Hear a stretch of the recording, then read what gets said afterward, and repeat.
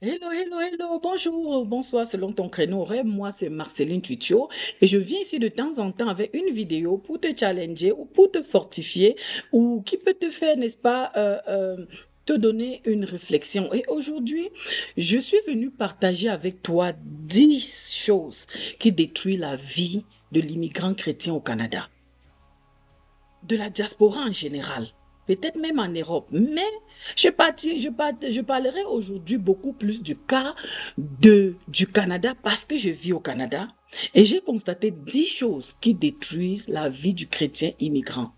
Si dans ton pays d'origine, on parle de la sorcellerie qui empêche de réussir, de ceci, c'est pas le cas au Canada. Je ne dis pas que la sorcellerie n'existe pas au Canada, mais il y a autre chose qui détruit la vie du chrétien, plus dangereux et vraiment subtil. C'est ça que je veux partager avec toi, 10 choses qui détruisent la vie du chrétien au Canada.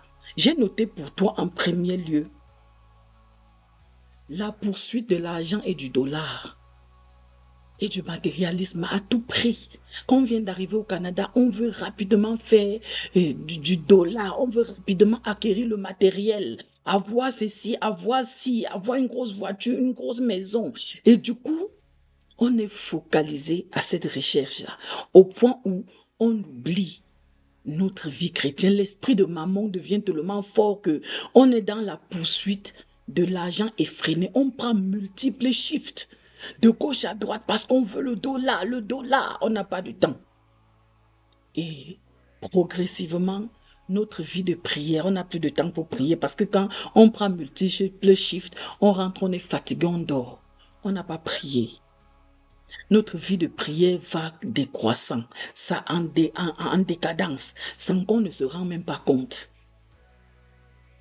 Et c'est comme ça que parfois, on va tomber dans l'isolement spirituel. Le deuxième point que j'ai noté pour toi. Quand on n'a plus de temps de prier, on tombe dans l'isolement spirituel petit 2.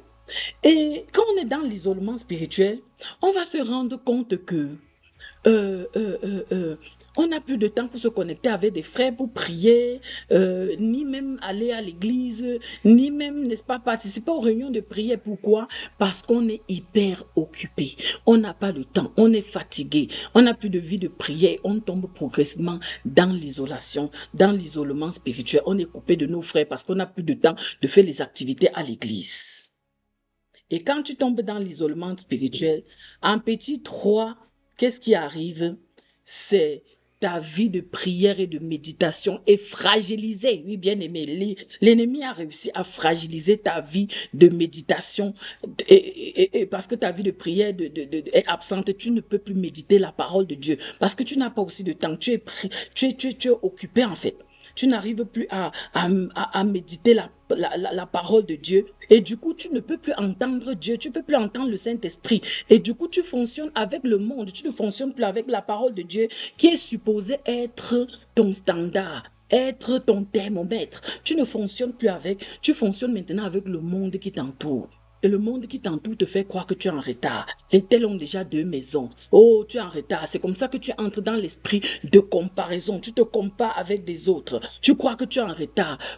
Avec qui ou pourquoi, je sais pas. Tu es en retard par rapport à quoi ou par rapport à qui, je ne sais pas. Mais toujours est-il dit, te voilà, tu es tombé dedans et tu te sens en retard. Tu es dans une course effrénée où tu te sens en retard en fait. Ça, c'est le piège.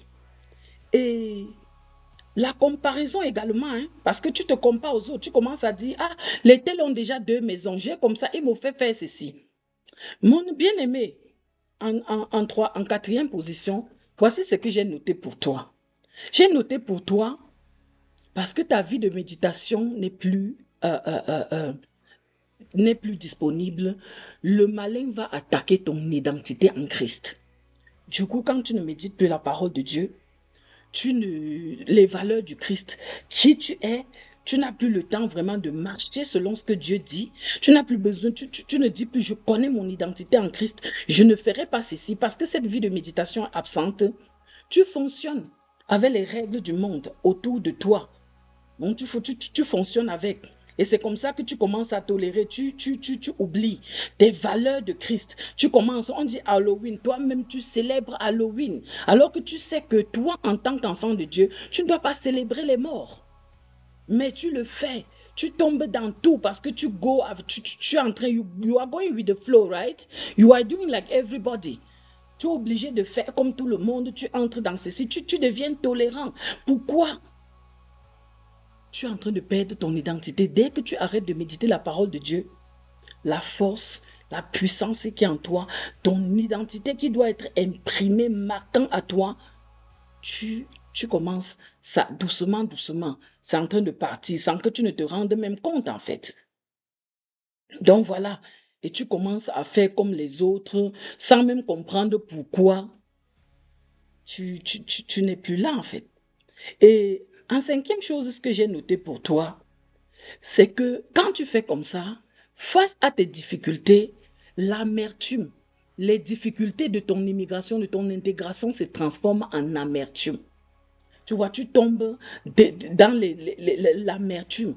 Tu commences maintenant à maudire le pays qui t'a accueilli. Oh, ce pays, il y a trop de stress dans ce pays. Le Canada, si vraiment. Oh, ceci. Moi-même, j'étais tombé dedans, hein, jusqu'à ce que je remette le compteur.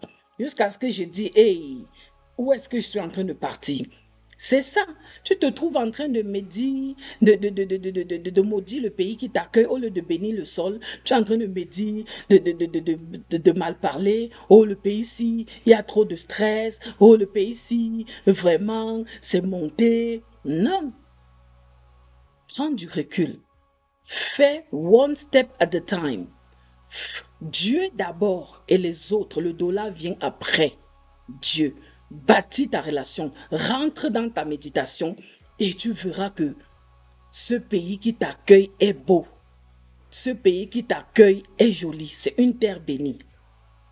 Bien-aimé, j'ai noté pour toi, ce que j'ai noté pour toi en petit 6, c'est que quand tu tombes dans l'amertume, tu décides. Si tu ne rentres pas en arrière, tu vas décider que bon, je vais faire des compromis. On va te dire, vraiment, pour éviter le stress, il faut faire ça, il faut faire ci, il faut maintenant aller de temps en temps se relaxer au nightclub ou bien faire comme ça. Toi-même, tu vas commencer à chercher des solutions pour quitter l'amertume selon la règle du monde. Tu vois, plus comme selon Dieu. Parce que selon Dieu, tu ne dois même pas avoir cette amertume dans ton cœur. Mais tu commences à tolérer tout, à chercher ailleurs. Les nightclubs, un peu là où on va boire à Nagogo pour oublier. Les fêtes mondaines, tu vas tomber dedans. Parce qu'il faut que tu te relaxes, parce que le pays c'est stressant. Non, avec Dieu, ça là ne devrait pas arriver. C'est parce que tu t'es reculé. Et en petit 7, je dirais quoi? Quand tu fais toutes ces choses-là, en fait, tu suivis, en fait. Tu ne vis pas, tu suivis. Parce que selon Dieu, la vie qu'il a prévue pour toi n'est pas celle que tu vis en étant dans l'amertume, dans la tolérance de tout et de tout. Parce que Dieu, en t'envoyant sur terre, avait une mission de vie. Mais comme tu es tombé dans les règles selon les principes du monde, tu ne te poses même plus la question, quelle est ma mission de vie? Pourquoi j'ai été envoyé? Pour quelle raison Dieu m'a déplacé et m'a envoyé dans ce Canada? Quelle est la mission? Quelle est l'œuvre que je vais accomplir dans ce beau pays, dans ce territoire où coule le lait et le miel où Dieu m'a envoyé? Quelle est la mission que je suis venu accomplir, que je dois accomplir? Tu n'as plus le temps de te poser cette question-là, en fait. Parce que tu as une mission de vie, bien-aimée. Dans ce Canada, c'est une mission. Tu as un appel que Dieu t'appelle à faire dans ce territoire. Mais tu n'entends plus Dieu pour voir comment ça va. Et puis, qui va nous appeler en 9? Tu vois, comme tu es en train de suivre, tu ne mets pas dans ta mission de vie. Tu vois, tu laisses aussi tes enfants, donc en 9e position, tes enfants sont pollués. Tu les laisses voir n'importe quoi. Tu les laisses avoir des relationships, des amitiés. Des amis se lient d'amis avec n'importe qui. Puisque tu ne pries même pas, ta vie de prière absente, tu ne sais même plus ce qui se passe. Donc du coup, même tes enfants, tu les tolères tout. Comme toi-même, tu es dans la tolérance. Tu les permets de faire même certains faits ou certaines choses que tu sais que c'est contraire à ta foi chrétienne. mais tu le fais. Donc, parce que c'est désormais la règle du monde. Quand tu poursuis même les chiffres, l'argent, tu n'as même plus le temps de vraiment donner une éducation véritable à ton enfant parce que tu es focalisé à autre chose, au shift. Tu es focalisé vraiment à faire ce pourquoi Dieu ne t'a pas envoyé. Tu seras jugé sur ce que Dieu nous a créés pour faire et non sur ce que nous sommes en train de faire.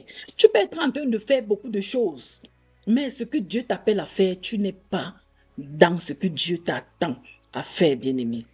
Et en 10e position, je dirais que servir Dieu pour toi, ça devient secondaire, absent même. Ça devient absent. Tu te souviens même plus la dernière fois que tu as servi Dieu. C'est pas auprès des orphelins, auprès de tes voisins, auprès de ta communauté.